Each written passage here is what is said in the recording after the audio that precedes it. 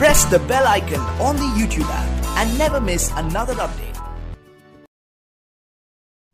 हाय दोस्तों, एक नया आईपीओ आया है, तो इस आईपीओ को स्टडी कर लेते हैं और देखते हैं भाई क्या लिस्टिंग गेन मिल सकते हैं, अप्लाई करना भी है या नहीं करना, ये सारी चीजें आज की वीडियो में डिस्कस करते हैं। तो ये जो आईपीओ है, ये आईपीओ है आईआरएम एनर्जी का।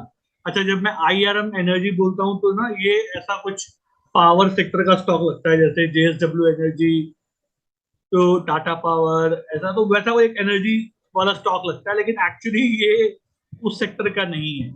ये क्या है जरा देखिए, मैं आपको पहले बता दूं। ये जो है, ये गैस डिस्ट्रीब्यूशन कंपनी है। जैसे आपका गुजरात गैस हो गया, महानगर गैस हो गया ना, वैसा ही है ये 2015 में इनकॉर्पोरेट हुआ था और उसके बाद as a gas distribution company ये डेवलपिंग करती है, ऑपरेट करती है और एक्सपैंड कर रही है लोकल नेचुरल डिस्ट्रीब्यूशन नेटवर्क। ठीक है, तो मतलब वैसा ही जैसे आपका गुजरात गैस है, ये सारे उसी उसी तरीके से काम करती है। अच्छा, इनका प्रेजेंस किधर है? इनका प्रेजेंस देखिए, बेसिकली गुजरात, फतेहगढ़ साहिब पंजाब में, दीव के अंदर है, गिर में है, तो इस जगह पे इनका प्रेजेंस है। ये 48,172 डोमेस्टिक क्लाइंट्स को अपनी सर्विस प्रोवाइड करती है, 179 इंडस्ट्रियल यूनिट्स को देती है एंड 248 कमर्शियल क्लाइंट्स को देती है। इसको इन ईयर 2020 में federation of India petroleum industries ने ग्रोइंग कंपनी का मतलब एक अवार्ड दिया था। सितंबर 2022 तक इनके पास 216 सीएनजी गैस स्टेशन थे इन जगहों पे जहां पे इनका प्रेजेंस है। तो ये इस तरीके से काम करती है। अब जरा इसके डेट वेट चेक कर लें भैया फटाफट कि कब आईपीओ आ रहा है और इसमें क्या एक्सपेक्ट कर सकते हैं। चलो फटाफट देखते हैं। तो अगर आप देखेंगे तो आपको यहां दिखेगा,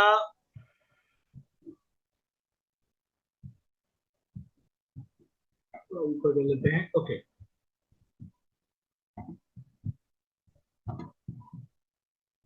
18 अक्टूबर से ये आईपीओ ओपन हो रहा है और 20 अक्टूबर तक ये आईपीओ ओपन रहेगा। लिस्टिंग डेट क्या है? लिस्टिंग डेट है 21 अक्टूबर को ये लिस्ट हो जाएगा। फेस वैल्यू 10 की है, बहुत अच्छी बात है, मुझे बहुत अच्छा लगता है। फेस वैल्यू मुझे हमेशा 10 पे रहता है, मुझे बहुत खुशी होती है। 1, 2, 5 ये नहीं होना चाहिए, 10 बहुत अच्छा है। प्राइस बैंड जो है वो है 480 से लेके 505 रुपए तक। तो अगर कोई पहली बार अप्लाई कर रहा है तो याद रखिए, आपको 505 पे ही अप्लाई करना है, 480 पे आपको मिलेगा नहीं। 29 शेयर्स का एक लॉट है। साइज क्या है इस इशू का? मतलब ये कंपनी कितना पैसा उठा रही है? कंपनी उठा रही है 545 करोड़ कंपनी उठा रही है मार्केट से, और ये पूरा का पूरा फ्रेश इशू है। वाह, मजा आ गया। मतलब कोई ऑफर फॉर सेल नहीं है, पूरा का पूरा 545 करोड़ का फ्रेश इशू है, बहुत अच्छी बात है। और जो एम्प्लॉइज हैं उनको 48 रुपीज का डिस्काउंट मिल रहा है। तो मतलब जो लोग इस पे काम करते हैं इस कंपनी में, कंपनी उनके बारे में भी सोच रही है। मुझे बहुत अच्छा लगता है देख के। चलिए, अलॉटमेंट कब मिल जाएगा आपको?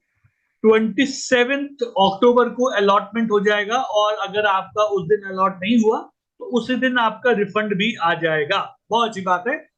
आपके अकाउंट में, डीमैट अकाउंट में 30 को ये क्रेडिट हो जाएगा, 31 को आपकी लिस्टिंग।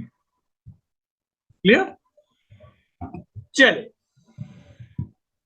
अब देखते हैं भाई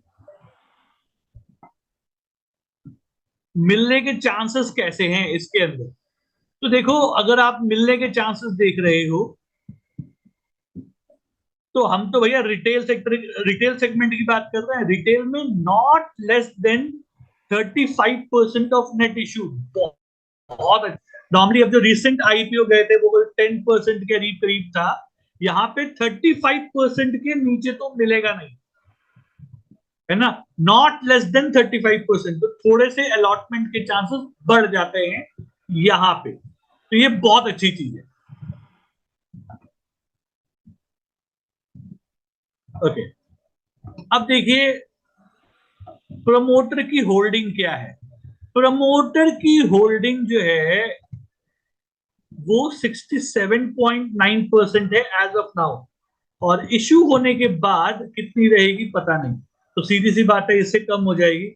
ये वाला एरिया थोड़ा सा मैं डिसअपॉइंटेड हूं, थोड़ा सा मैं डिसअपॉइंटेड हूं इस वाले एरिया में, तो यहाँ पे इसके मार्क्स कटेंगे। ठीक है, याद रखिएगा यहाँ पे मैं इसके मार्क्स काट रहा हूं। चलो अब जरा इसके वैल्यूएशंस को एक बार चेक कर लेते हैं। इन लोगों ने थोड़ा उल्टा दिया हुआ है। हर बार हम जब वैल्यूएशन देखते थे तो मतलब ऐसे देखते थे, इस बार हम उल्टा देखेंगे, राइट टू लेफ्ट देखेंगे, जैसे उर्दू पढ़ते हैं अरबी पढ़ते हैं ना वैसे।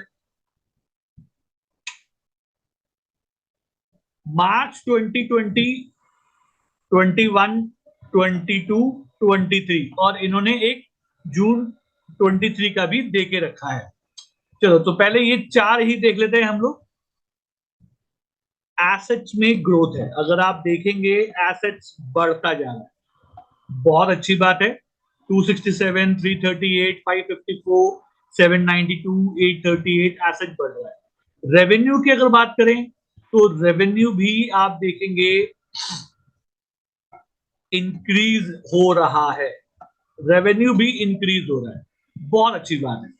प्रॉफिट आफ्टर टैक्स, मतलब चलो आपका रेवेन्यू बढ़ रहा है, कमाई हो रही है, तो प्रॉफिट कितना बच रहा है जरा देखते हैं। मार्च 2020 में 21 करोड़ था, 21 में 34 करोड़ था, मार्च 2022 में 128 करोड़ था, बहुत अच्छी बात यार। लेकिन इस साल 63 करोड़, कुछ हजम नहीं हुआ, मतलब आधा रह गया पिछले साल के प्रॉफिट से। इस साल जो प्रॉफिट आया वो पिछले साल का आधा रह गया। अब ये क्यों हुआ है ये मुझे समझ में नहीं आ रहा है, क्या कारण है, इन्होंने उसको एक्सप्लेन भी नहीं किया है, बट आधा रह गया। भैया यहाँ पे मार्क्स काटो, ये वाले एरिया में मार्क्स काटते हैं, हालांकि प्रॉफिट ही है, आपको नुकसान नहीं है, लेकिन प्रॉफिट आधा हो गया। हर साल बढ़ रहा था, आधा हो गया। लेकिन अगर आप फिर इस क्वार्टर की बात करेंगे तो 26 करोड़ या 27 करोड़ आपका प्रॉफिट एक क्वार्टर में हो गया। तो करीब करीब अगर मैं उसको भी पकड़ के चलूं, ऐसा ही पकड़ के चलूं, तो पूरे साल में आप कुछ करीब करीब आप समझें 110 करोड़ के करीब करीब आपका प्रॉफिट इस साल हो जाना चाहिए। तो अगेन आपको एक अच्छा पॉजिटिव संकेत दिखता है, फेयर इनफ। चलिए अब जरा कर्ज देख लेते हैं। तो भैया कर्ज में भी बढ़ोतरी है यार, 146, 163, 202, 303, 321, कर्ज भी बढ़ते जा रहे हैं। आपके एसेट्स बढ़ रहे हैं लेकिन कर्ज भी बढ़ रहे हैं, तो कंपनी को जरा इस बारे में भी सोचना चाहिए। ठीक है, तो ये वाला एरिया मेरे हिसाब से मतलब ठीक ठाक है, ज्यादा अच्छा नहीं है, ज्यादा खराब नहीं है, क्योंकि यहाँ पे दो चीज का मैंने आपको प्रॉब्लम बताया, एक ये जो कम हो गया, और एक ये कर्जा बढ़ रहा है भाई, है ना, ये दो, इसकी वजह से यहाँ पे मार्क्स कट रहे हैं, वरना सब ठीक ठाक ही था। ओके, अब जरा इसके रेशियोज देख लें। अगर आप इसके रेशियोज को देखेंगे तो पी इसका 24 का है, मार्केट कैप ठीक है, ROE 18.23, ROC 14.19, debt to equity 0.93, कम हो सकता है, ईपीएस 20.93, रिटर्न ऑन नेटवर्क जो है वो आपका 18.23, ठीक ठाक है, ये भी ठीक ठाक ही है। अब देख रहे हैं जरा भैया ये करेंगे क्या इस पैसे का, जो पैसा आप मार्केट से उठा रहे हो, तो ये बोल रहे हैं भैया कैपिटल एक्सपेंडिचर करेंगे, कैपेक्स में यूज करेंगे। ठीक है, prepayment and repayment of loan, ये वाला चीज मुझे अच्छा लगा, कि मतलब आप पैसा उठा रहे हो लेकिन आप उस पैसे से कुछ अपने लोन जो है वो क्लियर करना चाहते हैं। अगर आप लोन क्लियर कर रहे हो तो सीधी बात है उसका जो इंटरेस्ट है जो आप हर साल भर रहे हो वो कम हो जाएगा, इंटरेस्ट कम हो जाएगा तो सीधी सी बात है आपका प्रॉफिट बढ़ने लगेगा, जनरल कॉर्पोरेट पर्पस। तो ठीक है, चलो अब एक और चीज जरा देख लें भाई, पब्लिक क्या सोच रही है इसके बारे में, जरा मैं वो भी आपको दिखाने की कोशिश करता हूं। दो ब्रोकर्स कह रहे हैं भाई सब्सक्राइब करना चाहिए, जो मेंबर्स हैं मुझ जैसे वो भी बोल रहे हैं सब्सक्राइब करना चाहिए। तो अब मैं आपको अपनी बात बताऊं भाई, इस आईपीओ को जरूर सब्सक्राइब करना चाहिए। मैं सब्सक्राइब करूंगा, जरूर सब्सक्राइब करूंगा अपने नाम से, अपनी वाइफ के थ्रू, अपने डैडी की भी एक डीमैट अकाउंट से अप्लाई करूंगा। तो जहां जहां से पॉसिबल हो वहां से अप्लाई करने की कोशिश करूंगा। अब अगर हम अप्लाई कर रहे हैं तो भैया हमको कितना रिटर्न्स मिल सकता है, लिस्टिंग गेन क्या मिल सकते हैं। देखो मुझे ऐसा लगता है कि आपको यहां पे